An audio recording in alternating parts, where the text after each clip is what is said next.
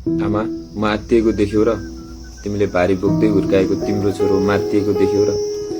तिमीले उचालेको प्रत्येक भारीहरूले, तिमीले वर्षौं नफेरेका तिम्रा सारीहरूले, खरको चुइने छान्नु अनि त्यसैमाथि उम्रिएका झारीहरूले मलाई मेरो परिस्थिति, मेरो औकात जलजली सम्झाइरहन्छ। सहरको रमझमले तिम्रो छोरो मात्तिएको देख्यौ र?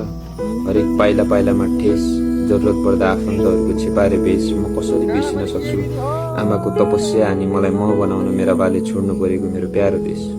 आमा, मात्तिएको देख्यौ र? बिरानो सहर, ऋण र ब्याजको भारी, साउको आलो वचन अनि खरको छानो फेर्ने रहर।